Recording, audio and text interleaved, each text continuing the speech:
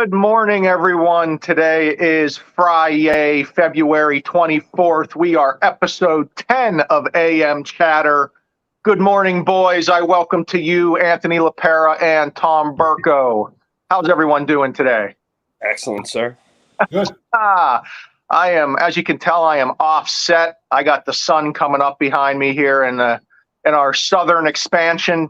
I'm down here in Atlanta, spearheading the expansion to our southern market. So that's why my different background. Let's throw it around. Mr. Burko, good morning, Yoda. How are you today? Good morning. Good morning. We're raring to go. It's a little chilly, but not in Atlanta. Yesterday was enjoyable, though, so all good. How'd that round of golf go? It was a little windy, actually, up there on top of the hill. But I shot a 34 on 9, so it's pretty good. Whew. I'd shoot a 34 in pitch and putt, so that's not too bad. LaPera, good morning. How are you today? Good morning, fellas. I'm good, man. It's a little chilly out this morning. It's just kind of crazy. It was almost 80 degrees yesterday here in the great Pittsburgh area in February, which is unheard of, but I'll take it. So, yeah. Well, happy Friday to you guys. You got anything planned for the Friday? Got any big items with the kids going on this weekend, Anth? No, man, kids are we're going to be letting everybody know about these updates here. Absolutely. Yeah, so I mean, the updates we got this week were actually so important we decided not to have a guest this Friday. T's and P's to our guest last Friday. He's got COVID right now. Got him down bad. So hopefully our auto expert can pull through. But the big changes we got this week were regarding FHA loans. There's been a lot of talk the last few years about some changes coming to mortgage insurance with FHA loans, and we finally got a little break this week. So instead of me explaining everything, I'll start off with Anth. Anth, explain mortgage insurance, talk about FHA mortgage insurance, what the change is, and why this is important. Yeah, for sure.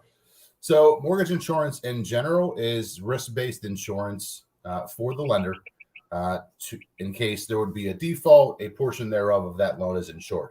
FHA loans, they're 100% insured, which is why they're required to be on the loan for the full term, unless you do 10% down. Currently, the current PMI is based on a calculation of 0.85%.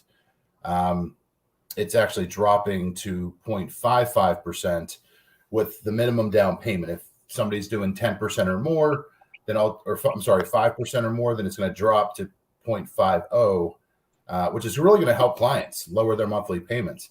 If we're looking at things in perspective, $150,000 loan amount, the PMI on that, before this change would have been 102 a month.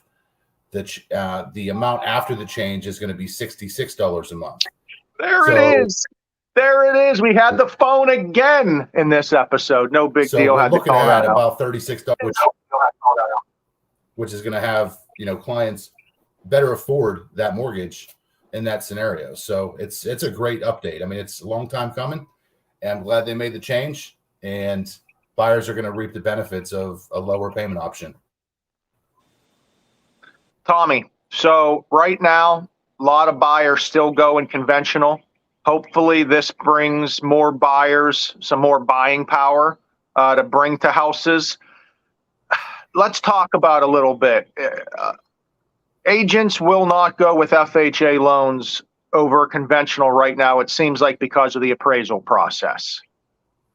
Yeah. Me personally, I see just as many conventional loans called out for some of these things than FHA loans are. So maybe we can stop the misconception now and have agents start accepting FHA loans. Yeah, I put this out there in my meeting at Moon this week, one of my offices here for Berkshire Hathaway. I was letting them know that the FHA appraisal conditions are not that bad. They may be bad on a lower priced home that someone didn't take care of. But if somebody wants to go FHA on a $250,000, $300,000 home, it could be the better deal for them. And it could actually save them $100, $200 a month because of this mortgage insurance drop. Now, say somebody would have a 680 credit score and a real estate agent would really want us to push conventional to have their offer accepted. They might be paying $100 to $150 more for that conventional loan if their credit score is not up to par. So we really, as financial advisors to them, their loan originators, need to be giving them options. And then the agents really need to respond and see that it's better financial for them to go FHA and not to be so scared of these appraisal conditions, because they do come up on lower priced homes, but we do see it on conventional as well. And that's just simply for the homes that aren't taken care of the way that our standards want them to be. Yeah, and you're right. I don't know if it has much to do with the price of the home. It has more to do with, like you're saying, how it's taken care of. And the biggest FHA guideline out there that is a pain in the butt is the scraping and chipping paint. If you have a house that is chipping paint the entire outside, I absolutely understand why going FHA financing may not be the best option in that scenario.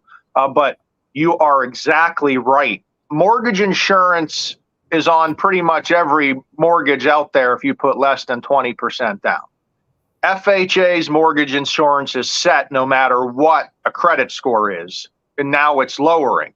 Where conventional mortgage insurance, that's put into a pricing engine, and that credit score greatly affects that.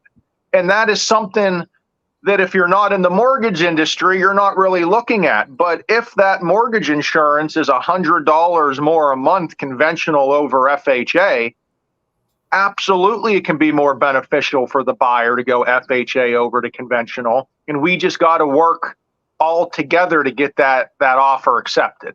So, I think even maybe next time we'll go over conventional mortgage insurance and how much that can range. Yeah. Because I just did a conventional loan yesterday, and it was a 3% down. And, as originators, we know the 3% down option if they're not home ready or home possible. That mortgage insurance can be extensive, especially if their credit score's not above 740. So, we're looking at all options for these borrowers. We're going to quote them a couple different options and products to show them what's better for them financially. And sometimes this FHA loan may come up more often than not now. So we really got to get that word out there to our sellers, the listing agents, to the sellers. Let them know the FHA loan is not a scary loan type. It is just helping borrowers get into home ownership, and they might actually have more buyers coming to their house if they do say we will accept an FHA offer. Absolutely. And I know, Anthony, on your pre-approval, sometimes we'll send over an FHA. Go ahead, brother. As far as letting the sellers know, like if an agent's out there selling a property, they're so minor. It's chip paint. So if there's a little bit of chip paint and a step without a railing, just have them do that before, while they're putting it on the market. It might take all of a couple hours to do, but you have less headaches in the process and more buyers able to get multiple options for financing. So doing it ahead of time would be beneficial as well. Yeah, no, I agree. And as I was trying to say before, with the pre-approvals, guys, agents, when we pre-approve someone, we are running them through every mortgage option. That is what we are doing through the pre-approval to see what loan is best for them. If we send over a pre-approval letter that says FHA and you put in a conventional offer, that may not work out the best for the buyer. That's the only thing I'm saying. If we need to switch loan programs, let's all talk it over. Let's all work together. From my experience, teamwork makes the dream work. Good job, Mr. ATL. That's all I got. Anyone else got anything before we wrap up? That's it. Have a blessed weekend. You too, boys. Talk to you later. Later.